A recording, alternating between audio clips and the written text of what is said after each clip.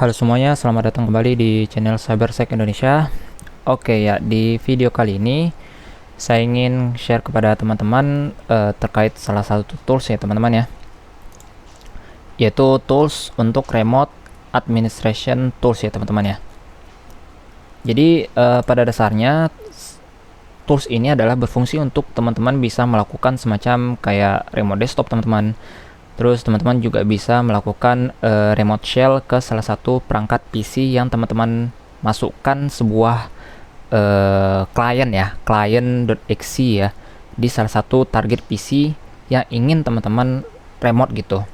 Nah, tidak hanya remote ya, tetapi teman-teman juga bisa membuka atau mengakses folder yang ada di target PC tersebut, seperti itu. Nah, juga teman-teman bisa melakukan semacam kayak keylogger ya. Jadi andai kata misalnya teman-teman sudah menanamkan sebuah agent di PC target dan teman-teman sudah mengaktifkan agent tersebut dan teman-teman sudah melakukan remote, nah teman-teman bisa melihat aktivitas apapun yang diketik di target PC tersebut dengan menggunakan tools berikut ini gitu ya. Nah, jadi saya akan memperkenalkan salah satu toolsnya itu kalau teman-teman cari ya di Google ya. Nah, itu namanya Quasar teman-teman. Nah, nanti untuk terkait dari link tools tersebut saya letakkan di description ya teman-teman ya. Nanti teman-teman bisa kunjungin di link di deskripsi. Oke. Nah, di sini teman-teman bisa buka ya di link tersebut di GitHub ya. Remote Administration Tool for Windows. Jadi ini tools ini khusus untuk Windows ya teman-teman ya. Nah, untuk kita lihat di sini rilis terakhir itu versi 1.4.1 itu terakhir diupdate oleh pihak developer atau pihak kontributornya yaitu tanggal 12 Maret ya. Kalau kita cek di sini ya teman-teman ya. Kita cek bersama, ini kita bisa meremote di target ya, target PC yang dia lakukan POC-nya digambar ya. Dia bisa membuka direktorinya, terus dia bisa melakukan remote desktop di PC target yang sudah ditanamkan agent RAT tersebut gitu ya, dan juga dia bisa melakukan akses file foldernya. Nah, nanti kita coba nih simulasi berdasarkan screenshot yang ada ini, bener nggak ya gitu ya, sesuai dengan POC yang ada di GitHub berikut gitu ya.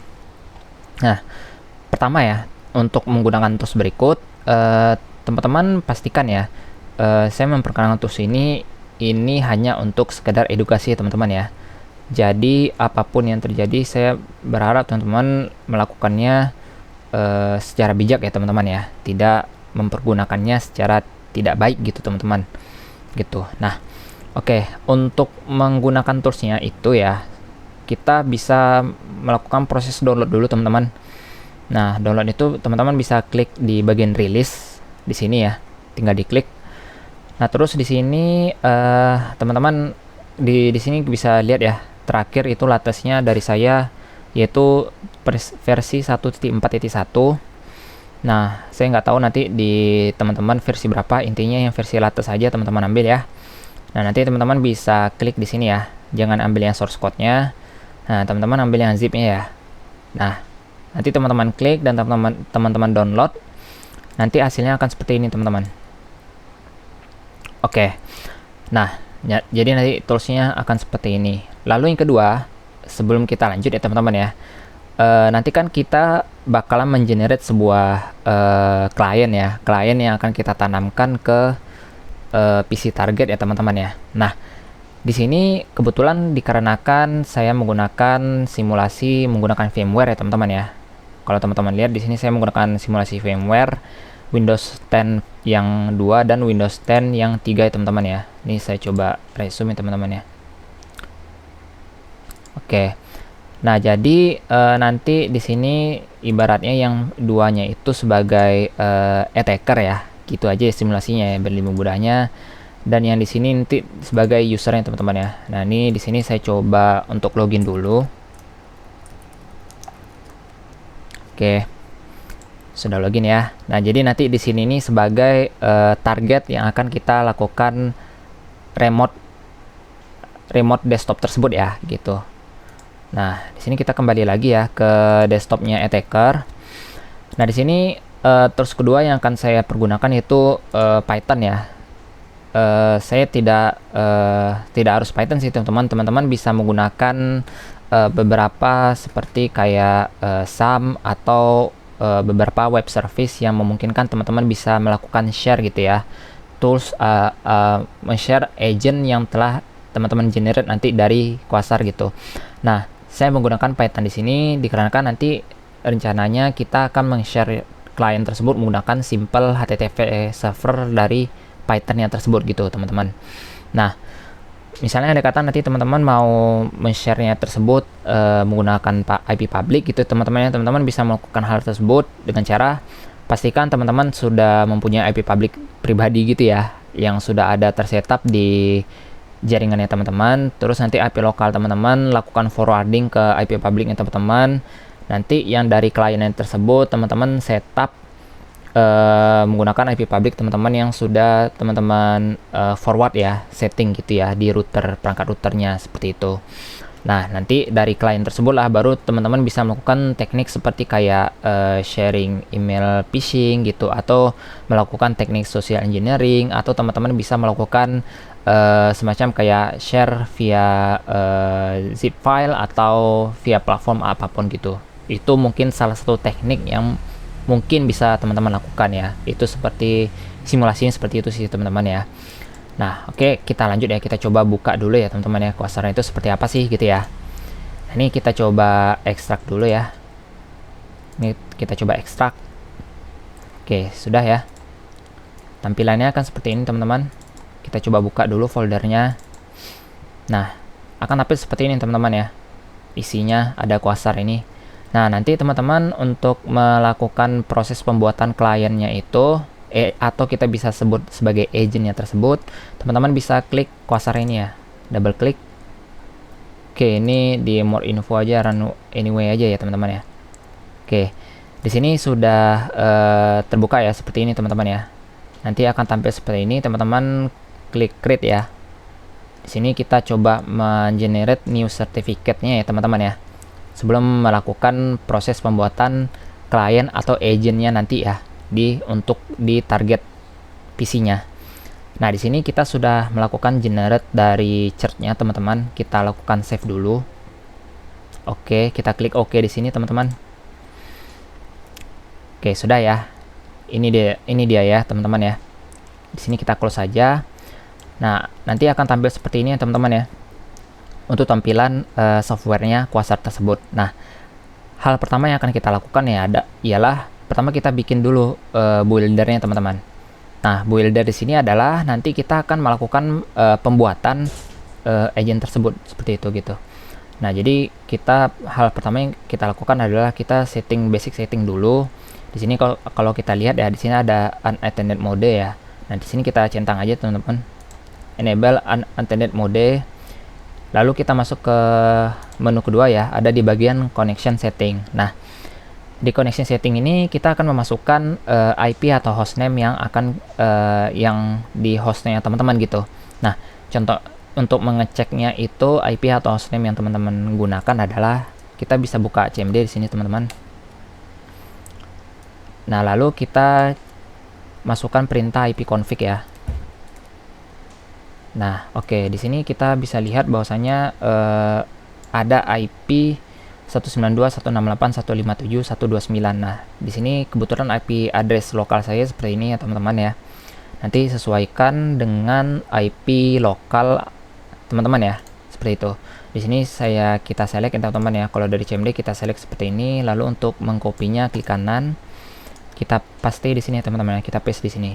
Lalu kita klik add host. Nah, kebetulan untuk dari IP-nya ini dan portnya itu 4782. Seperti itu. Oke, untuk dari connection settingnya sudah kita setting ya teman-teman ya. Kita lanjut ke installation setting.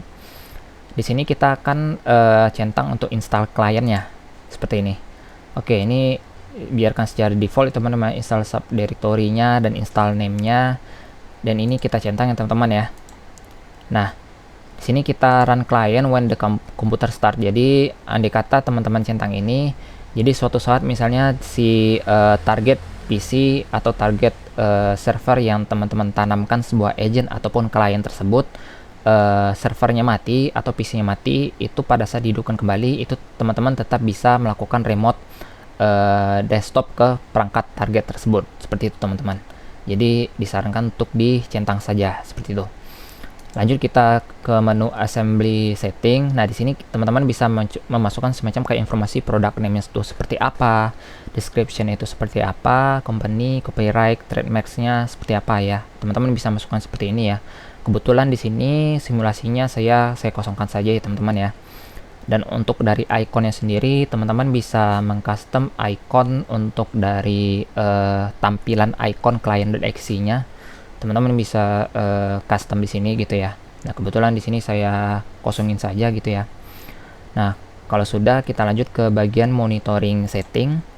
Nah, di sini pastikan untuk mencentang enable keyboard logging ya. Nah, kenapa kita melakukan centang enable keyboard logging? Supaya nanti pada saat kita mengaktifkan fitur keylogger itu bisa digunakan gitu ya. Nah, di sini sudah kita pastikan enable keyboard logging. Terus di sini kita centang set directory attributes to hidden gitu ya.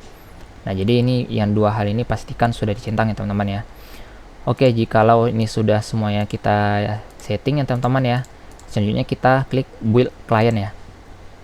Nah, di sini kita letakkan di desktop aja teman-teman ya. Kebetulan saya letakkan di desktop. Nama file name-nya client build.exe ya. Kita save. Oke, sudah sukses ke build ya teman-teman ya untuk dari kliennya. Kita klik OK di sini teman-teman. Oke, di sini kita klik close aja ya. Kita klik yes. Nah, di sini kita sudah sukses ya membuat client.exe-nya teman-teman ya.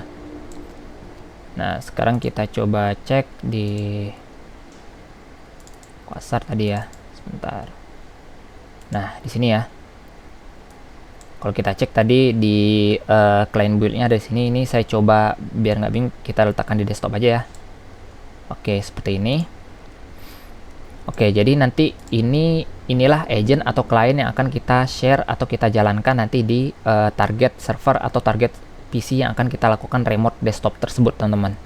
Nah, sebelum itu kita akan melakukan share-nya gitu, teman-teman. Share-nya itu via apa gitu ya, bebas teman-teman menggunakan apapun, boleh pakai ngrok atau software apapun. Kebetulan saya mengajarkan di sini menggunakan Python aja teman-teman ya. Nah, untuk dari Python sendiri di sini saya menggunakan Python 3.10.1 titik 11 ya, mohon maaf, titik 11.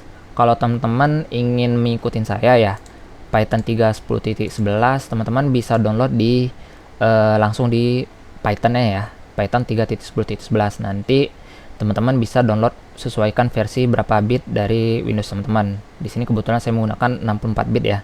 Jadi teman-teman klik lalu di download gitu teman-teman ya. Kebetulan di sini saya sudah download teman-teman. Jadi kita tinggal lakukan instalasi Python-nya teman-teman. Seperti ini. Nah, akan tampil seperti ini teman-teman ya. Nah, di sini kita pastikan untuk mencentang add python.exe to pad ya teman-teman ya. Di sini sudah kita centang, kita lanjut tuh customize installation. Nah, di sini pastikan centang semua, kita lanjut next. Nah, di sini terakhir jangan klik install dulu teman-teman, kita klik install Python for all user ya teman-teman ya. Nah, jadi pad-nya itu ada di sini supaya user apapun baik itu administrator maupun user yang teman-teman create itu bisa diakses Python ya gitu teman-teman ya. Nah, di sini apabila sudah teman-teman setting seperti ini sesuai yang saya centang seperti ini, teman-teman klik install gitu. Di sini klik yes. Nah, lalu di sini kita tunggu ya proses instalasi Python-nya gitu, teman-teman.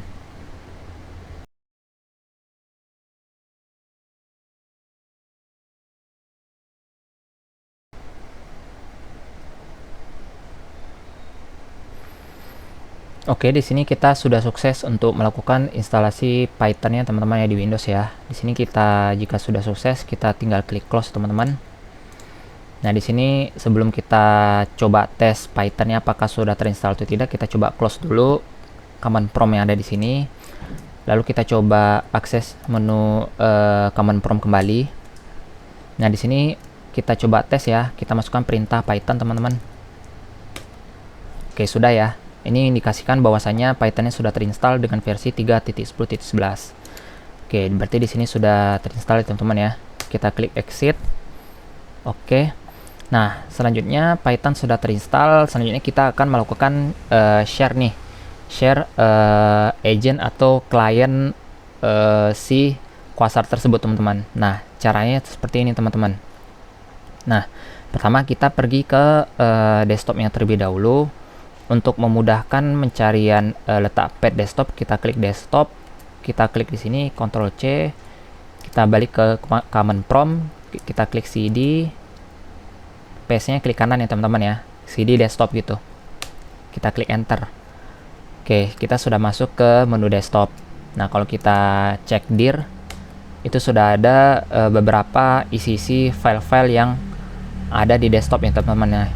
Nah, di sini kita akan coba untuk share file-file ini ya via HTTP server gitu, via Python. Nah, caranya seperti ini.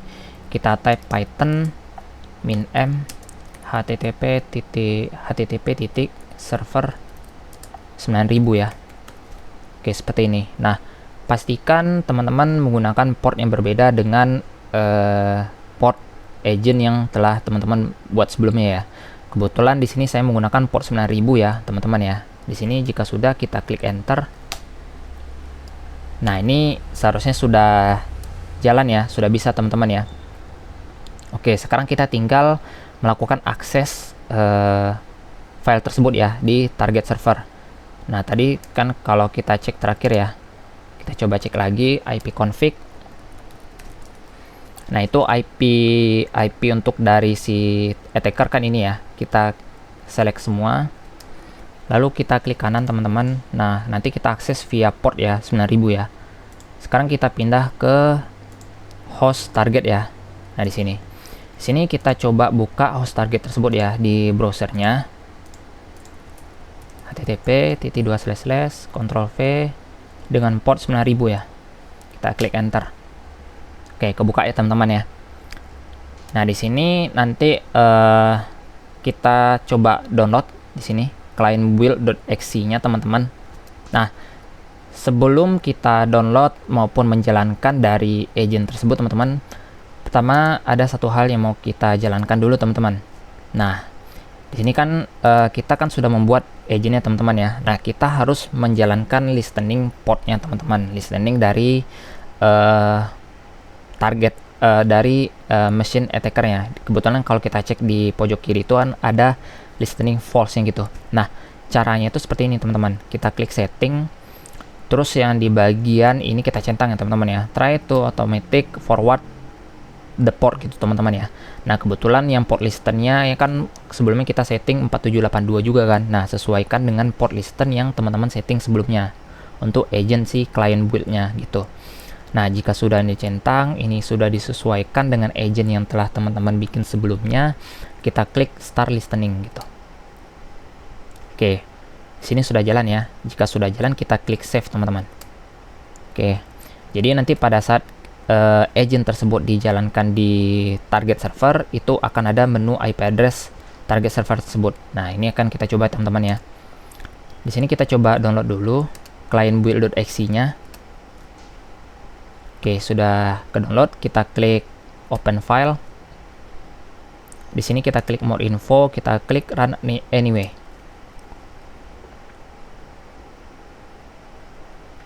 Oke, sudah jalan ya teman-teman ya. Cuman tidak ada menu pop up atau apapun ya, tapi ini sudah jalan di latar belakang teman-teman, di background. Sekarang kita coba cek di sini ya. Oke, sudah tampil teman-teman ya. Nah, kalau di sini kalau sudah tampil, menandakan bahwasanya sudah sukses kita melakukan remote desktop di target klien yang kita remote ya. Nah, di sini apa aja sih fiturnya ya teman-teman ya? Kita coba klik kanan di sini teman-teman. Kita cek administration. Nah, di sini teman-teman bisa melakukan pengecekan sistem information ya gitu. Nah, di sini bisa kita lihat ya sistem information apa saja dari target server tersebut.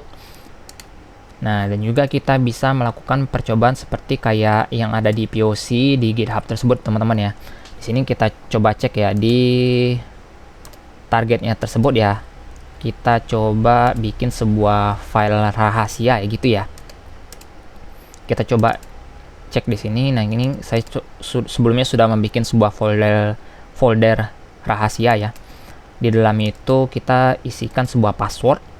Nah, di sini kita coba pin, misalnya pin BCA misalnya ya. Misalnya 11111 gitu ya. Oke, misalnya ini ya. Oke, ini kita save. Nah, kita cek di target ya. Nah, sekarang kita coba akses file rahasia tersebut ya, dan kita coba download gitu. Nah, sini kita, oh ini dapat ya, password.txt yang tadi teman-teman ya. Nah, sekarang untuk mendownload ini kita klik kanan coba, kita download ya. Nanti akan ada di menu transfer, kita klik open download folder gitu. Nah, akan ada di sini teman-teman ya. Kita klik password. Nah, ini dia. Jadi dengan memanfaatkan tools dari si Quasar ini, teman-teman bisa melakukan hal ini ya teman-teman ya. Tidak hanya remote desktop, tapi teman-teman bisa mengakses semua file yang ada di target tersebut gitu. Sekarang kita akan coba beberapa feature lainnya teman-teman ya. Sekarang kita akan mencoba remote shell ya. Nah, di sini sudah tampil remote shell dari target tersebut ya. Sekarang kita akan coba WMI ya. Oke, WMI-nya Cyber ya. Ini kalau kita compare dengan yang ada di sini, kita coba CMD juga teman-teman ya. WMI sama ya teman-teman ya. Desktop port 5 EO0 Cyber ya. Sama ya teman-teman ya. Nah, ini kita coba cek IP config. Nah, ini yang targetnya ya. IP targetnya ya. Nah, gitu. Kalau kita cek dir, bisa ya. Seperti itu teman-teman untuk remote shell-nya. Lalu di sini kita bisa melakukan mematikan ya. Mematikan servernya dan melakukan restart servernya teman-teman. Jadi kalau teman-teman yang sebelumnya tadi udah melakukan centang ya. Centang untuk apabila dia sudah melakukan restart, dia langsung aktif apanya ya. Agentnya itu dia bakalan langsung aktif juga gitu teman-teman. Nah, selanjutnya di sini kita akan coba untuk monitoring remote desktop ya, apakah bisa gitu teman-teman ya. Ini jika sudah terbuka, kita klik start. Nah, akan tampil seperti ini teman-teman ya. Nah, jadi di sini kita bisa melihat aktivitas apa saja yang dilakukan oleh desktop target gitu teman-teman ya. Nah, seperti ini ya. Ini kan berarti secara live gitu kita bisa melihat gitu aktivitas yang ada di target server yang kita sudah tanam agent dari si Quasar tersebut teman-teman. Oke, berarti bisa teman-teman. Selanjutnya kita coba keylogger ya. Tadi kan teman-teman sudah mengaktifkan fitur keylogger, kita coba get logs. Kita double klik. Nah, ini ya. Pin tadi ya.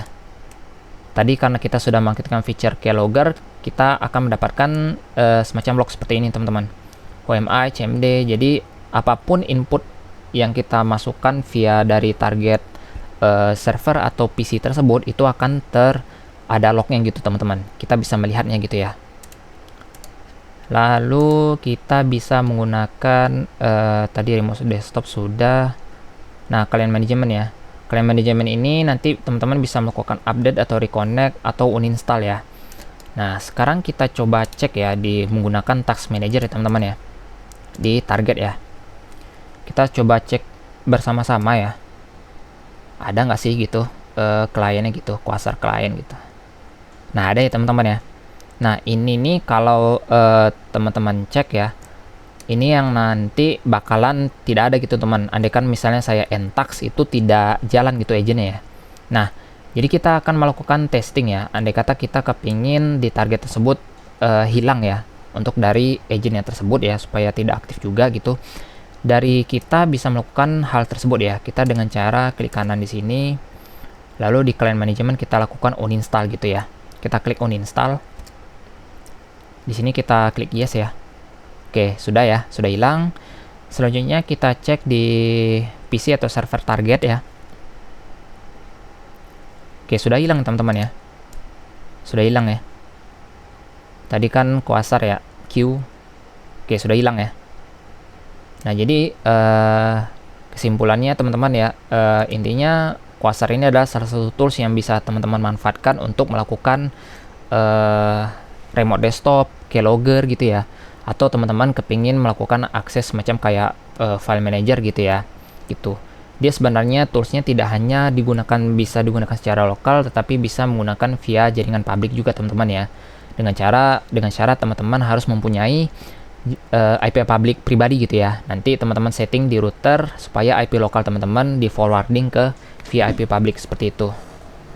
Nah, ya mungkin untuk video kali ini cukup ya teman-teman ya, terkait dari salah satu tools untuk remote administration tools ya kita sebut ya. Nah, jikalau misalnya ada dari teman-teman ada kendala, mungkin teman-teman bisa bertanya di kolom komentar ya teman-teman ya. Nanti secepatnya akan saya balas gitu ya terkait dari kendala yang teman-teman hadapi gitu ya. Dan dan jangan lupa ya teman-teman ya untuk like, comment, and subscribe teman-teman ya, agar teman-teman tidak ketinggalan video update terbaru dari saya teman-teman ya. Ya mungkin dari saya cukup sekian ya teman-teman ya. Terima kasih telah berkunjung di channel ini dan menonton untuk video kali ini ya teman-teman ya. Sekian, terima kasih, bye bye.